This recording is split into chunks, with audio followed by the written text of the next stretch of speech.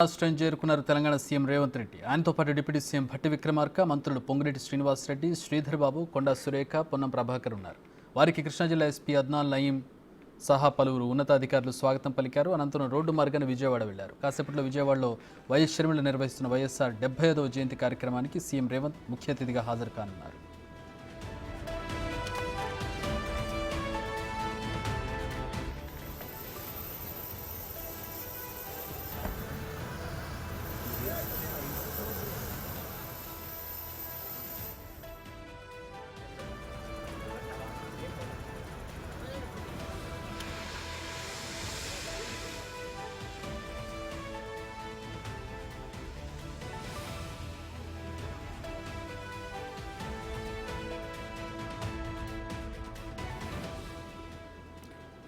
మా విజయవాడ ప్రతినిధి శివ జాయిన్ అవుతున్నారు. రేవంత్ పర్యటనకు సంబంధించి ప్రస్తుతం రేవంత్ విజయవాడ చేరుకున్నారు. దానికి సంబంధించి మరిన్ని వివరాలు అడిగి తెలుసుకుందాం. శివ, ఏంటి రేవంత్ షెడ్యూల్ ఏ విధంగా ఉండబోతోంది?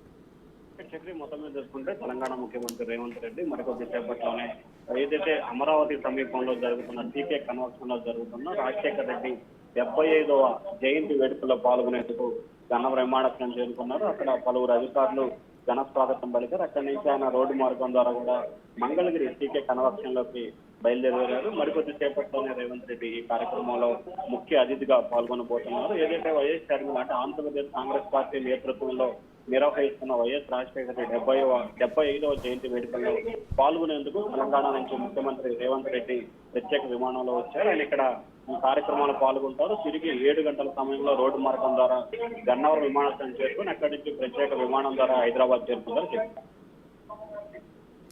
ఎవరెవరిని కలవబోతున్నారు? కేవలం ఇది ఒక్క కార్యక్రమంకి కన్ఫైన్ అవుతున్నారు ఆయన?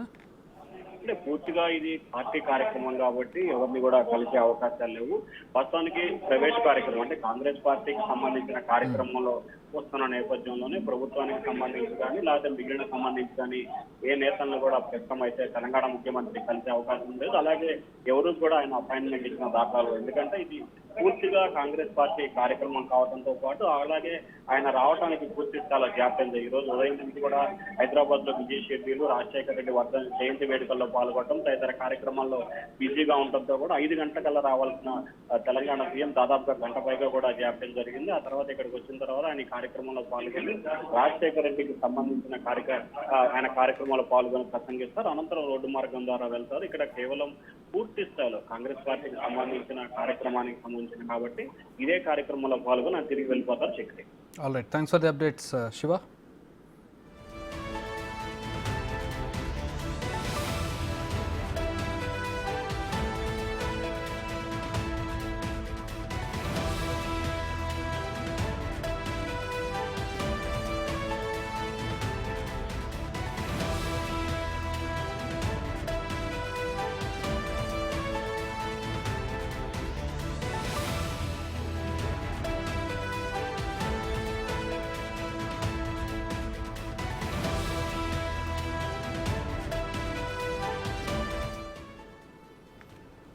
అయితే ఈరోజు తెలంగాణ ముఖ్యమంత్రి రేవంత్ రెడ్డి ఇతర మంత్రులు గన్నవరం చేరుకున్నారు. అక్కడ నుంచి విజయవాడ వెళ్తున్నటువంటి దృశ్యాలు మనం చూస్తున్నాం. వైఎస్ఆర్ 75వ